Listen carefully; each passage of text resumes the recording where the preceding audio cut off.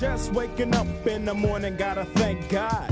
I don't know, but today seems kinda odd. And what I realized with the club is what makes them so mad is when you don't want to be a part of the club. Literally the same people who own the labels own private prisons.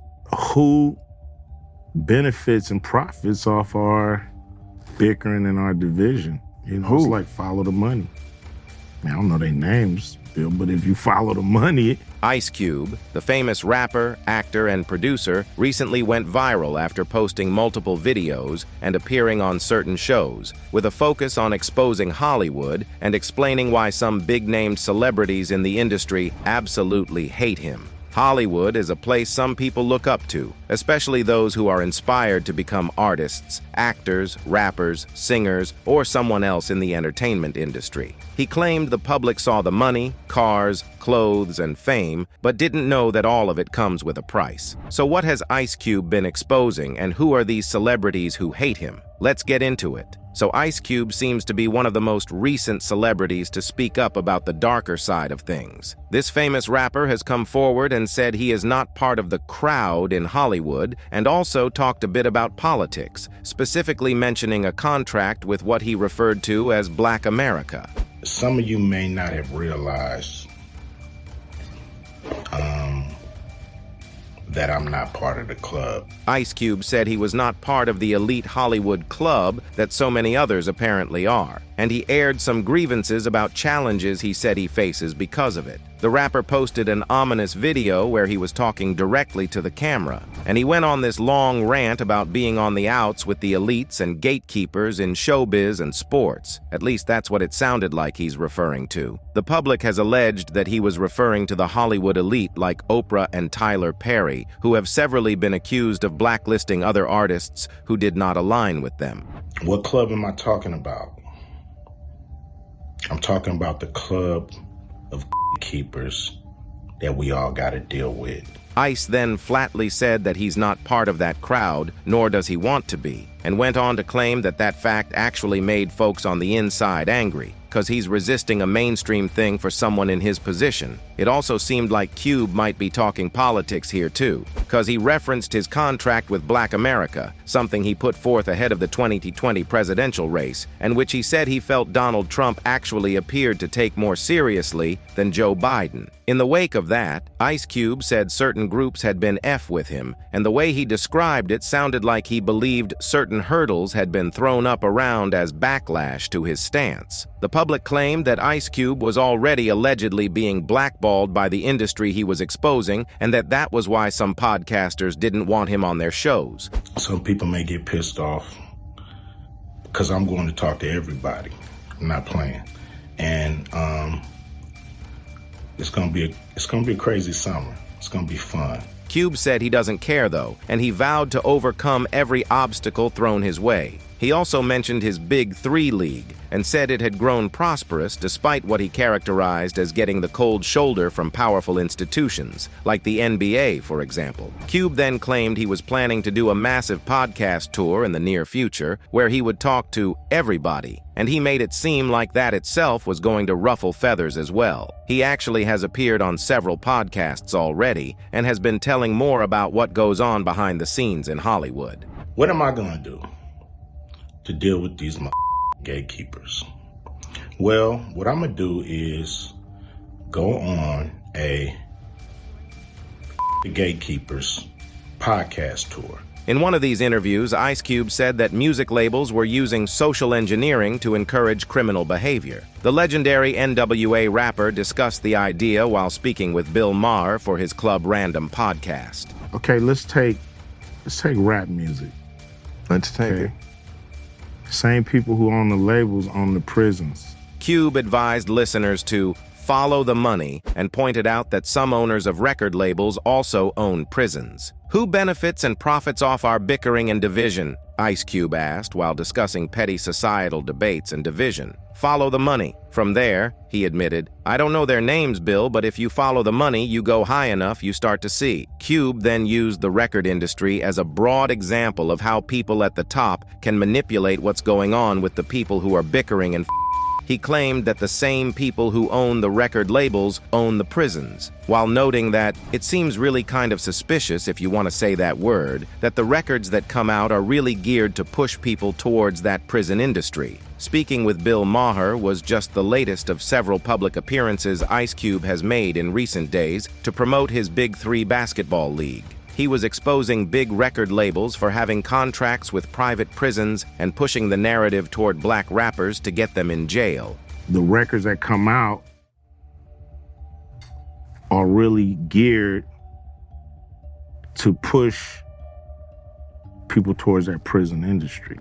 They do this by forcing beef between them, which in result end up in gang violence and fights that get these black men in jail. The public then linked his statement to Jay-Z, who owns Rockefeller and Roc Nation, and the cases he's been involved with his rappers going to prison without his help. They alleged that Jay-Z was sending these rappers to jail himself to stay on top. One of his artists, Casanova, claimed he didn't want to ask for help from Jay-Z because the rap mogul had done a lot for him already. The New York rapper might be behind bars, but he still took the time to update fans and comment on issues in the music industry, including calls by fans for him to ask for help from his mentor and boss, Jay-Z. Casanova took time out to respond to fans who had been pressing him to ask for Jay-Z's help with racketeer-influenced and corrupt organizations, RICO charges he was then facing, only for him to claim he didn't want to. This surprised his fans, since Jay-Z is known for his social justice reforms and call to action for people incarcerated. Initially, the rapper's Team Roc department of Roc Nation had written a letter to a federal judge asking him to review an inmate who was incarcerated for possession for 20 years and whose release date was pushed back because he was caught sneaking fried chicken from the mess hall to his cell. Jay-Z, however, did not intervene in Casanova's case despite helping others in the past, particularly 21 Savage's after his immigration charges and arrest. This made the public wonder if Jay was actually okay with not supporting his artist or if he had deliberately sent him to jail. Casanova, who was signed to Roc Nation in 2016, was charged with attempted murder in November 2021 and has been behind bars since. However, he claimed Jay-Z had done enough for him, and he won't be asking for more help. "Stop asking me what Jay-Z is doing for me," he wrote. "He did enough already. He gave me a shot." Casanova was responding to his fans questioning why he hadn't asked Jay-Z for help getting out of jail. Still, he also appeared in a reflective mood as he commented on Roddy Ricch's response to a Compton Crips claim that he was false flagging and praised the 23-year-old rapper for his decision to avoid the hoods. Casanova seemed to take the side of Roddy, who spoke about getting out of the hood so he can help others but staying out of it, so he doesn't have issues. He then asked fans for help in proving his innocence, and the public questioned why he couldn't ask his boss instead. His manager released a statement via Instagram on his behalf which read, "I've been incarcerated for almost 1 year now, exhausted all remedies and spent a significant amount of money on legal fees to prove my innocence. The charges against me are false. They don't represent or reflect the person that I am." The NY rapper added in his statement, "I'm calling on all the great people with meaningful and powerful voices to help me with this matter. If there's anything you can do to help, whether if it's contacting my legal attorney to see that I played no role in this case, or having a private investigator look into actual role and not the alleged accusations against me." Another artist that Ice Cube called out was Winfrey. He said that Oprah Winfrey wouldn't have him on her platform. He discussed his issues with Winfrey as well as The View during an interview with Tucker Carlson on his new Twitter show. You know, I tried to go on The View. They didn't have me on The View. Why? Well, a few of the guests just really didn't like where I was coming from. So, or a few of the hosts, I mean. "I tried to go on The View. They didn't have me on The View," he began. "A few of the hosts just really didn't like where I was coming from. That's what I was told by the producers. I don't know if it was the producers was just copping out and using some of the hosts to have me not explain myself. I've been on there before. It's just when I've become an independent thinker. I don't follow their brand of politics, I guess. He further said, I've been excluded on Oprah. I don't know why that is. You know, I had a movie called Barbershop that I wasn't invited to participate with the cast on Oprah's show. I produced a show called Black White. It was a very controversial show, and once again she had the whole cast on, and I wasn't invited. So I don't know what that's really about. I really don't know why. That's something that I would love to find out. It's not the first time Cube has expressed issues with Oprah Winfrey. Speaking with the magazine FHM in 2006, he had previously revealed that the talk show host wouldn't have him on for his aforementioned film, Barbershop. For Barbershop, she had Cedric the Entertainer and Eve on, but I wasn't invited. She's had damn R and lying authors on her show, and if I'm not a rags to riches story for her, who is? He said at the time. This made the public claim that he wasn't the only black artist who was complaining about Oprah, and that she might allegedly be going after black artists in the industry. The internet then found instances of other artists claiming that she was blackballing them. Snoop Dogg was among these artists when he claimed he wasn't too pleased with how Oprah Winfrey and Gayle King address black male celebrities accused of assault. It bothered him so much, in fact, that the rapper took to social media to curse out both women, writing, "F you and Gayle." First, a little context. Oprah was initially attached as a producer for On the Record, an upcoming documentary about one of Russell Simmons's accusers, but later dropped out of the project. Even so, Winfrey's brief attachment to the project was enough to anger Snoop Dogg, who cited it as another example of Winfrey going after black men in the industry more often than she does white men. In an Instagram post featuring an old photo of Oprah chumming it up with Harvey Weinstein, Snoop Dogg took shots at the talk show host's reputation. Did that fake-ass Michael Jackson shit to tarnish his name with them lying-ass kids, and here she is with a known R, smiling and laughing. He wrote, "F you and Gayle, free Bill Cosby." On February 4th, CBS This Morning shared a clip of King asking WNBA legend Lisa Leslie about her friendship with Kobe Bryant and if his 2003 case made his legacy complicated for her. Leslie defended Bryant and said she doesn't think the assault case belongs in his legacy. King received pushback for asking an insensitive and poorly timed question, so this morning she shared a video apologizing and explaining that the clip was out of context. It seems likely that Snoop flipped her off because he didn't find her apology about the matter adequate, especially given he's a big Bryant fan. 50 Cent has also accused Winfrey of the same when he said that she only targets black male celebrities who have been accused of misconduct and assault, but turns a blind eye to white celebs accused of the same thing. The Queens native posted a photo of Winfrey and Russell Simmons on Instagram, along with a caption questioning her silence on allegations brought against Harvey Weinstein and convicted Jeffrey Epstein. "I don't understand why Oprah is going after black men," he wrote. "No Harvey Weinstein, no Jeffrey Epstein, just Michael Jackson and Russell Simmons. This is sad."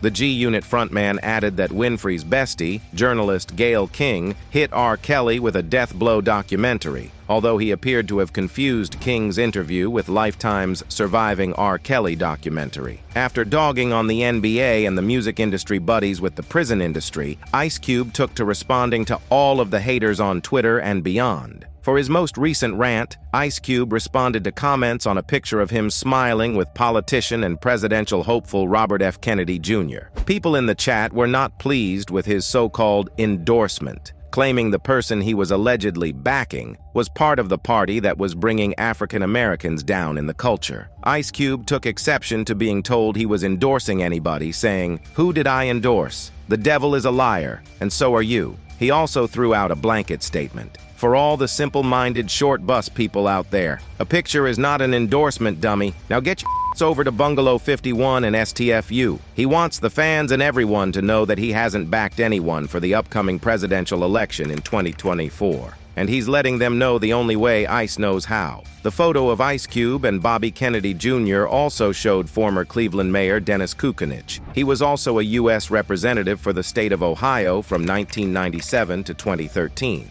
RFK Jr. was looking to ramp up his presidential campaign, so what the rapper-actor was doing with him while he's on the road stumping for himself is anyone's guess. In another interview with The Breakfast Club, Cube claimed that he believes in the existence of the Illuminati. "I don't know one, none of them. None of them tell me, hey, I'm Illuminati," Ice Cube said. "I don't participate in none of that, so I don't know about it. Seem like it's there, but who knows?" Ice Cube also saw that, according to Billboard, he is the 18th greatest rapper of all time, and claimed he didn't care about a publication that was created in favor of certain people. Billboard released the final rollout of its list, ranking Jay-Z at number 1 and featuring Eminem, Drake, and Nicki Minaj amongst the top 10. But Cube still didn't care. He claimed he couldn't be more unimpressed with his placement at number 18 on the list, dismissing Billboard's hip-hop authority as a staff, chart, and magazine. Cube dismissed the BB editors even further for snubbing his Mount Westmore bandmate 2 Hort altogether, while the rest of the group, Snoop Dogg and E40, did make the rankings. The NWA pioneer has never been one to bite his tongue when it comes to critics, and he told us all these silly lists are like a holes. They all got one and they all stink. Cube said he'll stick to his own list. Ice Cube told us in 1990 that he was the one you love to hate, and the reactions to his appearance on Tucker Carlson's show, Tucker on Twitter, proved that that claim still rings true for some. For episode 10, titled Stay in Your Lane, Cube and Carlson took a ride through the rap icon's childhood neighborhood in south-central Los Angeles, taking in the sights and just kicking it, philosophizing on politics, the NBA, the COVID-19 vaccine, and more. The two controversial 54-year-olds were aligned on pretty much every topic, which seemed to only further enrage those who were already upset that the man who wrote True to the Game would even sit down with the man considered by some to be a white nationalist, and who was fired from Fox News for sending allegedly racist text messages.